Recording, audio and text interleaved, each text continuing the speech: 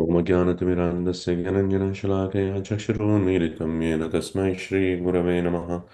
नमो ॐ विष्णुपादाय कृष्णप्रेष्ठाय भूतले श्रीमते भक्तिवेदान्त स्वामिनिति नामिने नमस्ते सारस्वते देवे गौरववाणी प्रचारिणे निर्विशेषशून्यवादि पाश्चात्यदेशतारिणे श्रीकृष्णचैतन्यप्रभु नित्यानन्द श्री अद्वैत गदाधर श्रीवासादि गौरभक्तवृंद हरे Krishna Krishna Krishna Hare Hare Hare Ram Ram Ram Hare Hare.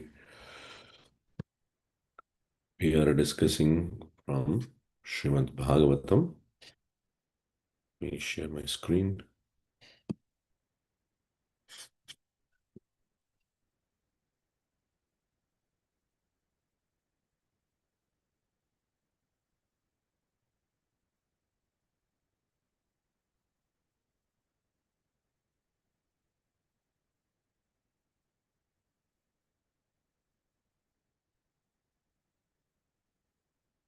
Canto 1, Chapter 1, Text 4.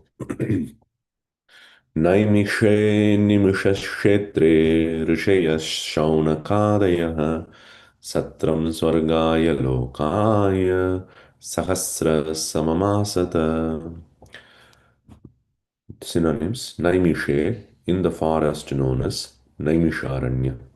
Animishakshetre, the spot which is especially a favorite of Vishnu, who does not close his eyelids. Rishaya, sages. Shaunakadaya, headed by the sage Shaunaka. Satram, sacris. Swargaya, the Lord who is glorified in heaven. Lokai, and for the devotees who are always in touch with the Lord. Sahasrasamam, 1000 years asata, performed. Translation and purport by Srila Prabhupada. Translation: once in a holy place in the forest of Naimisharanya, the great sages headed by the Shaunaka, sage Shaunaka, assembled to perform a great 1000-year sacrifice for the satisfaction of the Lord and his devotees. Purport: the prelude of the Śrīmad Bhāgavatam was spoken in the previous three shlokas. Now the main topic of this great literature is being presented. Śrīmad Bhāgavatam, after its first recitation by Srila Sukadeva Goswami, was repeated for the second time at Naimisharanya.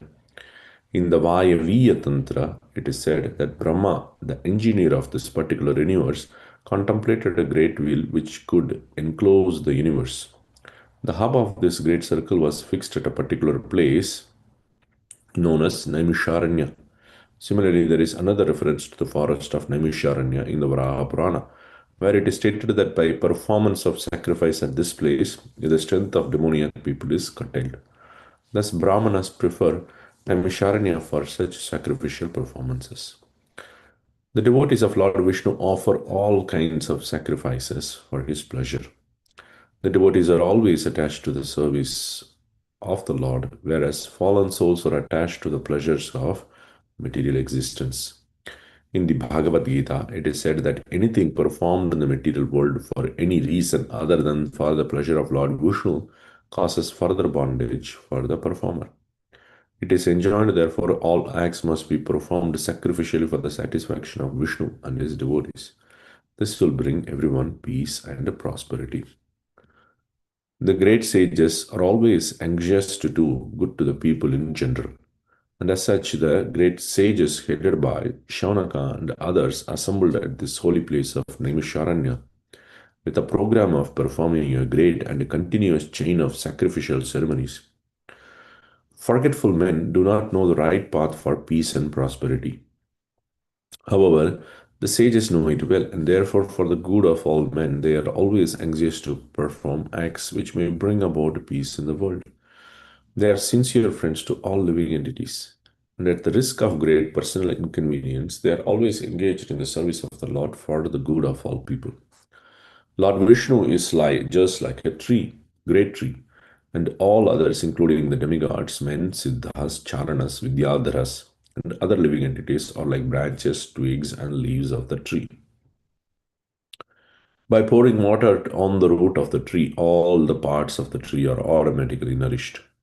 Only those branches and leaves which are detached cannot be so satisfied. Detached branches and leaves dry up gradually despite all watering attempts. Similarly, human society, when it is detached from the personality of God and like detached branches and leaves, is not capable of being watered, and one attempting to do so is simply wasting his energy and resources. The modern materialistic society is detached from its relation to the Supreme Lord. And all its plans, which are being made by atheistic leaders, are sure to be baffled at every step. Yet they do not wake up to this. In this age, the congregational chanting of the holy names of the Lord is the prescribed method for waking up. The ways and means are most scientifically presented by Lord Sri Chaitanya Mahaprabhu, and intelligent persons may take advantage of his teachings in order to bring about real peace and prosperity. Śrīmad Bhāgavatam is also presented for the same purpose, and this will be explained more specifically later in the text. So, this is Śrīmad Bhāgavatam, the beginning of Bhāgavatam. The previous three verses describe Mangalacharan for the entire Bhagavatam. So it is a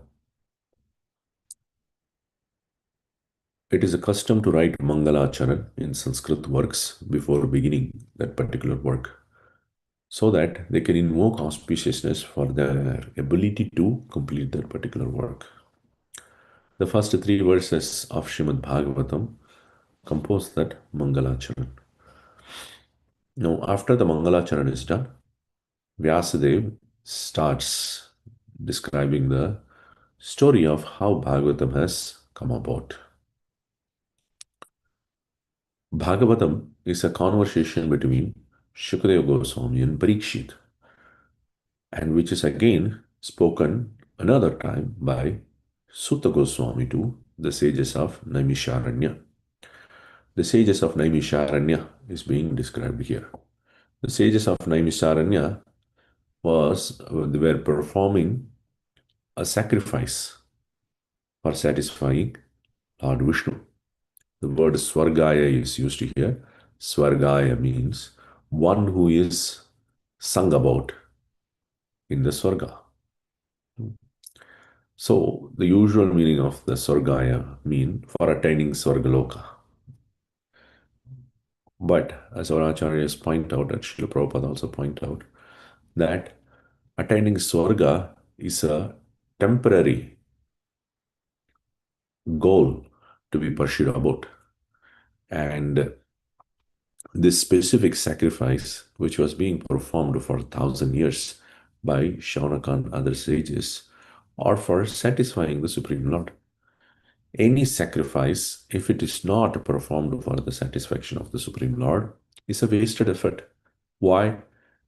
Actually, all the results that one can get from any karma kanda rituals, they won't even provide any fruit if they are not performed with little bit of bhakti in that. If little bit bhakti is added to that, then that bhakti will give the results of all these karma kanda rituals.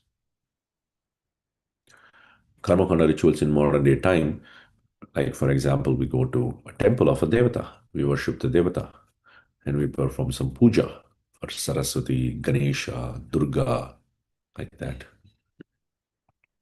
In all of these cases, there should be a little bit bhakti to Lord Vishnu to be included. If it is not, all these things won't give any results. These are part of the karma kanda rituals, worship of different devatas, performing specific pujas, and so on. The sages headed by Shaunaka, they were performing this sacrifice for 1,000 years. For the benefit of the people, lokaya, the sages are always inquisitive about benefiting the humanity. So when a person rises in the mode of three modes, from tamasic to rajasic to sattva, he becomes interested in helping out to others. In the mode of tamas, he is interested in destroying others. In the mode of rajas, He is interested in plucking out things from others. In the mode of sattva, however, he is interested in giving to others, to help out others. The rishis are predominantly in the mode of sattva. And when they are in the sattva, they obviously want out to help to the people. And how can you help the people? We can give materials, we can give money, we can give ornaments, we can give food, we can give medical help, we can give um, education. So many things we can give material education or spiritual education. Here, the best help that we can render to others is worship of the Lord. Why? If we do any other material help, giving out education or giving out wealth, that is going to be temporary. I can give $1,000 to that person who is suffering from poverty. He will, over a period of time, he will use it. And then the money will be disappear. There's no more money left. Again, that person has to take money from somebody else. Same thing with the education. We can give material education to people.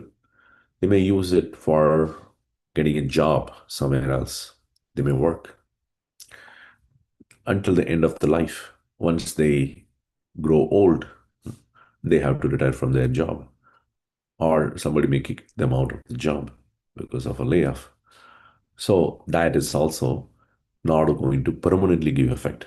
And even if they are able to sustain getting benefit of that particular activity for life, once death comes, they will be ripped off that benefit and they have to give up everything, and they have to take a new birth. And again, everything starts from the beginning. So that is also not a great help. The great help, as Srila Prabhupada points out in the purport, is worship of the Lord. How can worship of the Lord will be help for other people? When we worship the Lord within him includes all the people. He holds the entire universe within himself. So therefore, by worshiping the Lord, we are giving benefits to all the living entities just by our worship, bhajan. And moreover, they are also conducting this sacrifice for the welfare of the people. The Kali Yuga has started, and they are very much concerned, as we will see in further pages of Śrīmad Bhāgavatam, that how the people in Kali Yuga are going to get benefit in spiritual path. The benefit that they are thinking about is not the material benefit. The benefit that is which is going to stay with them life after life or give them liberation even better. That is the benefit they are looking for. Trying to solve the problems in the material world is sort of a useless endeavor, because it is very similar to standing in the shore of an ocean and then waiting for the waves to end. The waves are going to come again and again and again and again. They are never going to end. We're waiting there, standing there on the shore of the ocean and waiting for the waves to end is a foolish activity, and it is never going to end. Similarly, in this world, the problems will always be there. History has taught us so many years of scientists' attempts to solve all the problems hasn't gone anywhere. We haven't solved all the diseases, even though we have so much advancement in medical science. We are not able to solve all the diseases. We are not able to solve death. We are not able to solve old age. Even the richest person in the entire world has to go through this old age. Old age is very painful. The body will not cooperate as we grow old, and it more deteriorates further and further and further. That's a very suffering state. The modern science is not able to solve that problem. So History has taught us, and having hope for the future to solve these problems in this material world is a foolish activity. Therefore, the main benefit that we can give to others is spiritual benefit.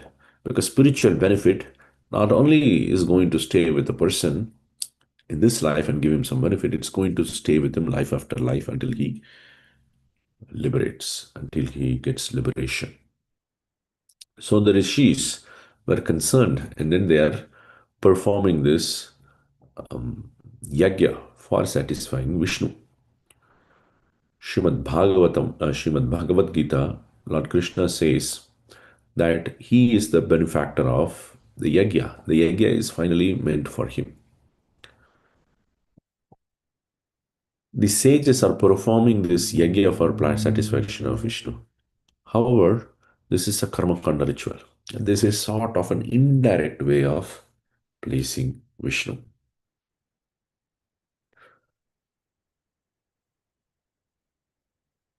There is a direct method that is mentioned in Śrīmad Bhāgavatam, how one can please the Lord. The direct method of pleasing the Lord is by doing bhakti, devotional service. Bhakti in the form of 9 different processes: Shravanam, Kirtanam, Smaranam, Vandanam, Dasyam, Sakyam, Archanam, Atmanivedanam. So, out of this, the primary process is Shravanam and Kirtanam, hearing and chanting the holy names of the Lord, hearing and chanting the glories of the Lord, hearing and chanting the pastimes of the Lord. The more we discuss about the Lord, the more we are satisfying the Lord. We may think that, oh, he is such a person who is just looking for himself to be glorified. We don't like people in this world who wants them to be themselves to be glorified. We like rather people who encourages others. So why the Lord wants us to glorify him? This glorification of God is a little bit different from what we do with the world people. Here, the glorification is not just glorifying him to be the supreme, which is also true. Speaking the truth is, in one sense, it is the right thing to do. If somebody has $10 billion, there is no wrong in saying that person has $10 billion. So similarly, the Lord has all the good qualities. Just talking about that is a glorification of the Lord. But the other thing is, the Lord and his names are non-different. By invoking his name, we directly come into touch with the Lord. By saying Krishna, I am put into directly in touch with Krishna. How much direct? That depends on my bhakti to the Lord. If my bhakti is very elevated to the stage of prema, then I'm in directly touch with God. I can see his form. As soon as I say Krishna, the form of Krishna will manifest in front of me, within or outside. But when we are in the lower stage, we don't have so much love for God. But whatever bhakti we have for the Lord, based on depending on the bhakti, the Lord will manifest. So if one does not have bhakti, if he is invoking the name of Krishna with even that also has benefit. Srimad Bhagavatam says, Sanketyam parihasyam stobam helanameva va Vaikuntha nama grahanam asheshagaharam vidu. That even neglectfully chanting, neglectfully does not mean disrespectfully, neglectfully means not thinking that it is a name of Krishna. Suppose the Hare Krishnas are walking in the street and somebody looks at them and then says, the Hare Krishnas from 1970s are walking over here. He didn't mention to say anything other than that. He just made a statement of Hare Krishna. That's it. Even that name has a lot of potency. Bhagavatam says it has the potency to destroy all the sinful reactions the person has accumulated over multiple births. So that is also good. But if somebody is chanting with an inimical attitude or contaminated with the Mayavad philosophy, then that name is going to give very, very, very, very small result. Specifically, what they are asking. If a Mayavadi chants the name of Krishna,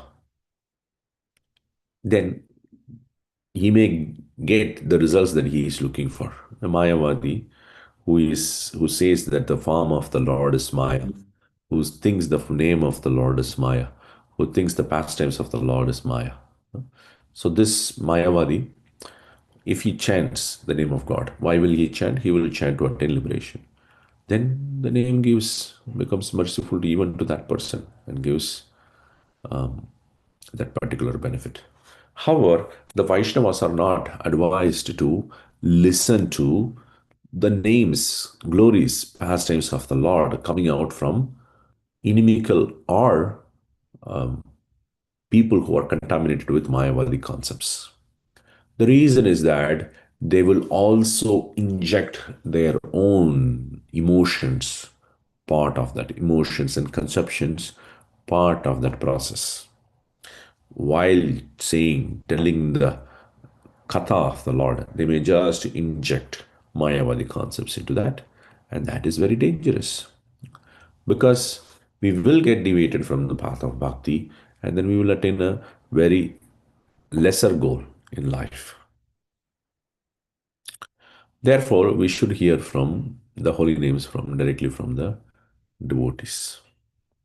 Here, the Shaunaka rishis, which they are following the rituals of Karmakanda, and they will be advised later by Sutta Goswami to directly practice bhakti instead of practicing this complex ritual process in Karmakanda. The Karmakanda rituals are quite complex in nature. There are so many manuals that have to be written, and they give specific directions. If one does not follow the specific directions, then one will not get result. It is like operating a missile. One has to be very precise in their instructions to the missile to make it to reach the particular target. If one randomly gives instructions, the missile is going to go somewhere. One has to be very, very precise. Similarly, the Karmakanda rituals are like that. One has to be very precise. And even after doing with a lot of precision, it will not give result unless one adds a little bit of bhakti to Vishnu.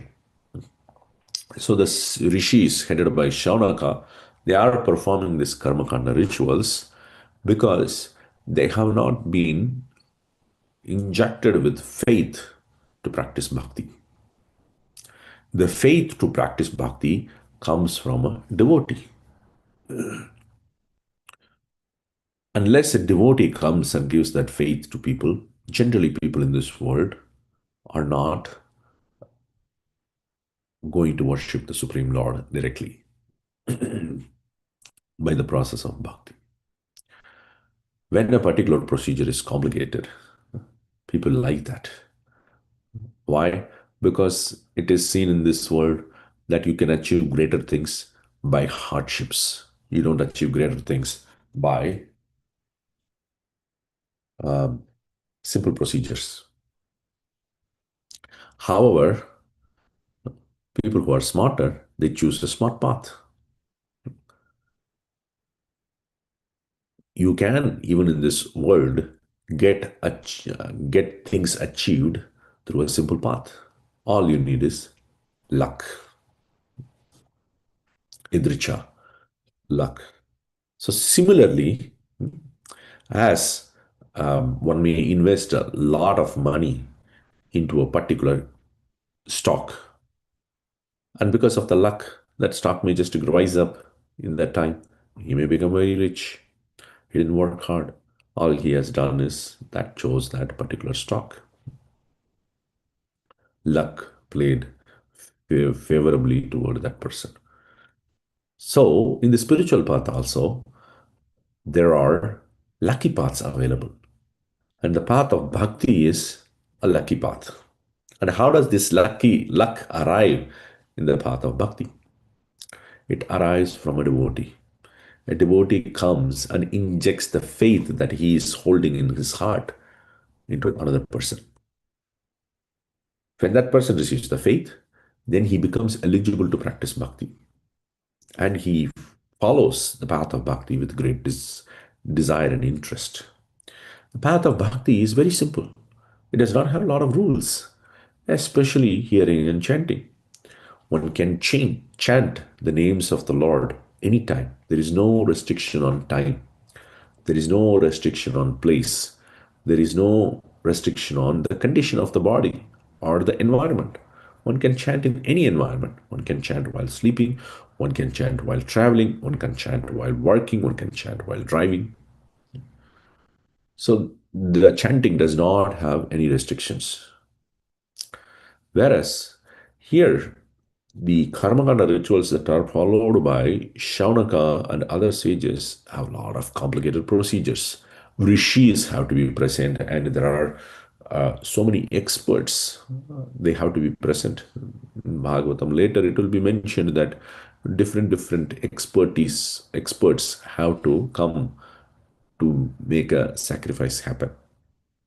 It's not that I will just put a haven and then I'll put some fire and then I'll chant whatever comes to my mind. No. And one has to be an uh, expertly learned in Sanskrit. Sanskrit pronunciation has to be very perfect.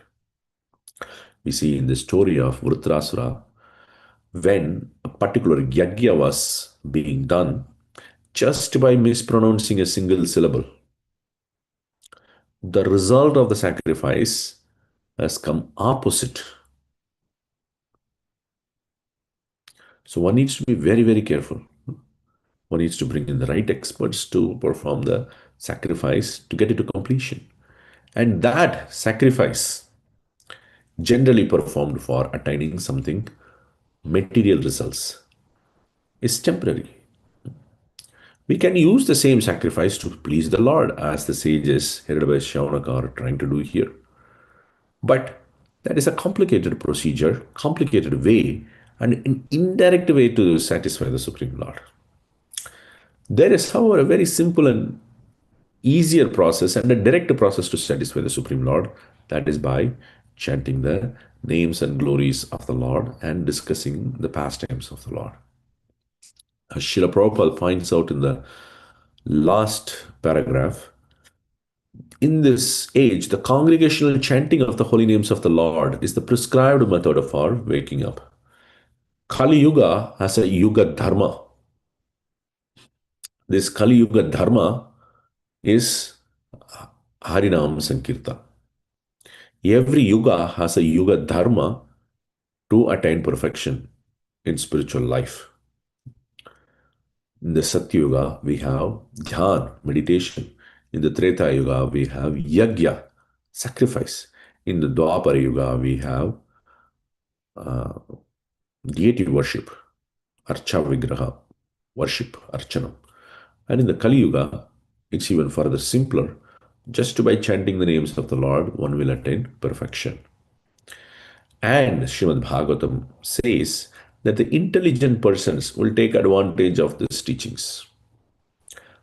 That the holy name is the Yuga Dharma for the Kali Yuga, and he can quickly and easily attain the same perfection a person will attain in Satya Yuga, Treta Yuga, Dwapara Yuga. So we will stop here, and please post if you have any reflections. Hare Krishna.